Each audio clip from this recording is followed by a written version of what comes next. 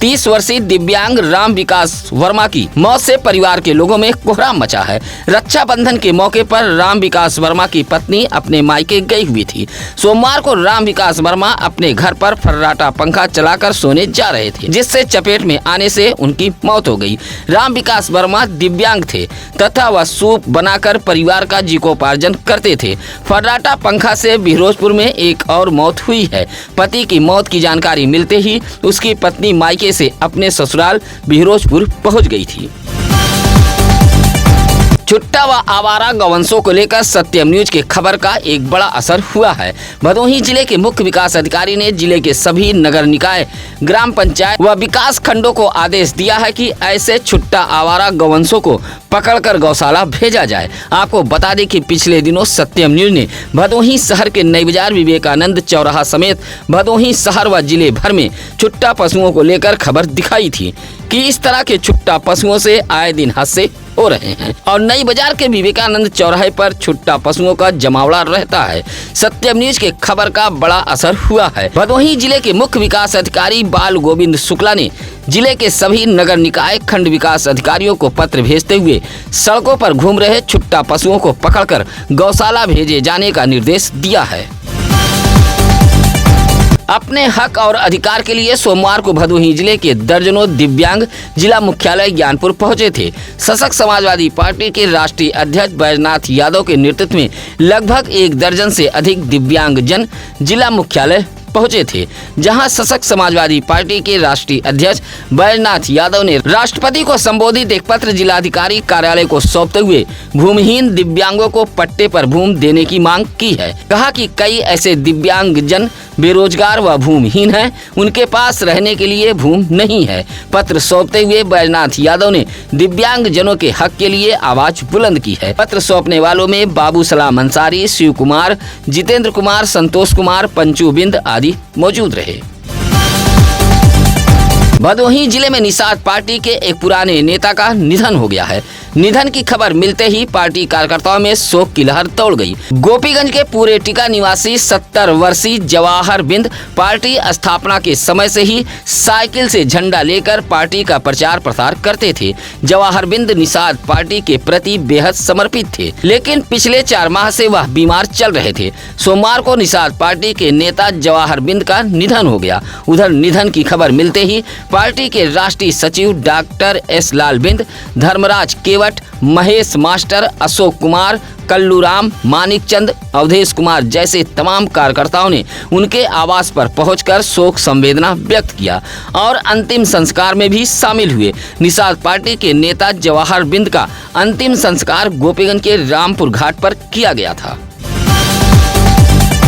एक बार फिर भदोही जिले में नो हेलमेट नो पेट्रोल अभियान को रफ्तार दी गई है। सोमवार को जिलाधिकारी शैलेश कुमार व पुलिस अधीक्षक अभिमन्यु मांगलिक की अध्यक्षता में कलेक्ट्रेट सभागार में हुई सड़क सुरक्षा समिति की बैठक में जिले के दोनों अधिकारियों ने एक बार फिर इस तरह के आदेश जारी कर दिए हैं। अधिकारियों ने कहा कि बगैर हेलमेट पेट्रोल देने वाले पंप संचालकों के खिलाफ कार्रवाई की जाएगी। सड़क दुर्घटना को रोकने के लिए इस तरह के कदम उठाए गए हैं। सड़क सुरक्षा समिति व जिला विद्यालय यान परिवहन सुरक्षा समिति की बैठक में बिना नंबर प्लेट ई रिक्शा के खिलाफ भी कार्रवाई का निर्देश दिया गया है। डीएम ने जिले के हाईवे के किनारे ऐसे ढाबा व पेट्रोल पंप संचालकों पर भी कार्रवाई का निर्देश दिया है जो अवैध तरीके से कट पॉइंट खोले हुए हैं। इसी तरह जंगीगंज, गोपीगंज, माधो सिंह औराई में राष्ट्रीय राजमार्ग NHI के नालों के बीचों बीच अतिक्रमण करने पर भी डीएम ने नाराजगी जताई है। कहा कि अभियान चलाकर ऐसे अतिक्रमणकारियों पर कार्रवाई की जाए।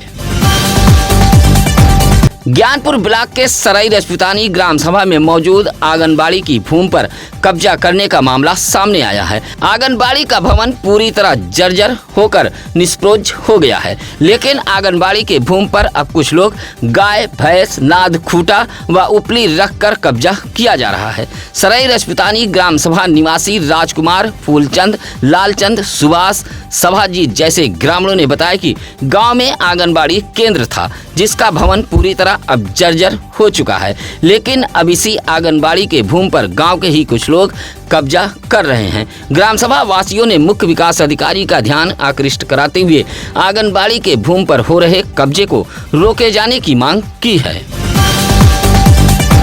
ज्ञानपुर के महाराजा चेत सिंह जिला अस्पताल परिसर में बना हेल्प डेस्क व पूछताछ केंद्र शोपीस बन गया है। पूछताछ केंद्र अक्सर बंद रहता है, जिससे जिला अस्पताल पर आने वाले मरीज व तीमारदारों को परेशानी का सामना करना पड़ता है। पूछताछ केंद्र बंद रहने से मरीज व तीमारदारों को इधर उधर भटकना पड़ता है। मरीज व तीमारदारों की सहूलियत के लिए अस्पताल परिसर में हेल्प डेस्क व पूछताछ केंद्र स्थापित कराए गए हैं, ताकि मरीज व तीमारदार अस्पताल के चिकित्सक समेत कौन सा विभाग किस नंबर के कमरे में है इसकी जानकारी मिल सके।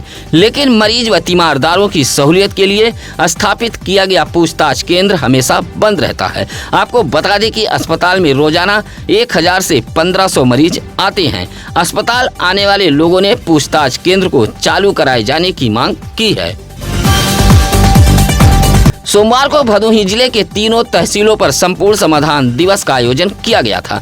जिलाधिकारी शैलेश कुमार, पुलिस अधीक्षक अभिमन्यु मांगलिक ने औराई तहसील में फरियाद सुनी है। इसी तरह भदोही व ज्ञानपुर तहसील में भी अधिकारियों ने फरियाद सुनी थी। औराई तहसील में डीएम एसपी के सामने माधोरामपुर निवासी विजय चौधरी ने शिकायत की है कि गाँव के तालाब पर अवैध कब्जा किया जा रहा है। इसी तरह चंद्रपुरा निवासी विजय शंकर ने कुएं के चबूतरे पर अतिक्रमण किए जाने की शिकायत की थी। साथ ही उमेश कुमार ने भी शिकायत करते हुए बताया कि पूर्व प्रधान द्वारा अपात्र व्यक्ति को कृषि आवंटन दिया गया है, जिसे निरस्त किए जाने की भी मांग की गई है। औराई तहसील पर कुल 45 शिकायतें पहुंची थी। 5 का मौके पर निस्तारण किया गया। बाकी शिकायतों का अधिकारियों ने निस्तारण का निर्देश दिया था।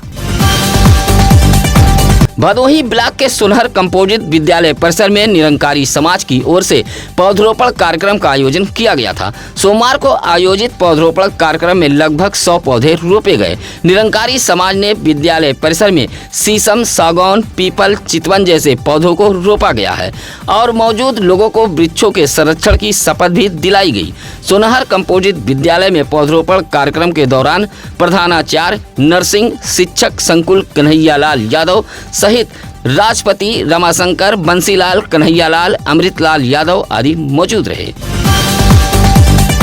मारपीट, गाली गलौज के दौरान हत्या के प्रयास में एक को जहां माननीय जनपद न्यायाधीश अखिलेश दुबे ने 7 साल की सजा सुनाई है, तो वहीं इसी मामले में 3 अन्य आरोपियों को 6 माह जैसे साधारण सजा सुनाते हुए अर्थदंड से भी माननीय न्यायाधीश ने दंडित किया है। साल 2020 में कोयरौना गांव में गिरजा शंकर व मुनेश नामक बाप बेटों को गाली गुप्ता देते हुए हत्या का प्रयास किया गया था। इस मामले में गिरजा शंकर की पत्नी ने मुकदमा दर्ज कराया था। पुलिस अधीक्षक अभिमन्यु मांगलिक के निर्देश पर कोयरौना पुलिस की विवेचना व डीजीसी मुकेश उपाध्याय की पैरवी व जोरदार बहस के बाद माननीय जनपद न्यायाधीश अखिलेश दुबे ने नारेपार कुटिया निवासी रज्जन उर्फ राजन को जहां 7 साल सश्रम कारावास के साथ 17,000 अर्थदंड से दंडित किया है। वहीं छोटक गुलाब व डॉक्टर को गाली गुप्ता देने के आरोप में 6 माह के साधारण कारावास व 2,000 अर्थदंड से माननीय न्यायालय ने दंडित किया है। साथ ही माननीय जनपद न्यायाधीश अखिलेश दुबे ने यह भी आदेश दिया है कि उसी अर्थदंड से चोटहिल मुनेश कुमार को 1,000 व गिरजा शंकर को 8,500 रुपया दिया जाए। इस खबर के साथ अब हमें दीजिए इजाजत। चलते चलते आप सभी दर्शक बंधुओं से निवेदन, अपील, गुजारिश है कि आप अपने परिवार के बच्चों के जन्मदिन की बधाई सत्यम न्यूज पर दे सकते हैं। साथ ही आपके इलाके में कहीं भी हो कोई खबर, आप हमें फोन कर सकते हैं। इसके लिए लगातार हम चैनल पर नंबर फ्लैश कर रहे हैं। अब नसीर कुरैशी को दीजिए इजाजत। नमस्कार, आदाब। ताज़ा खबरों के लिए सत्यम न्यूज को सब्सक्राइब करें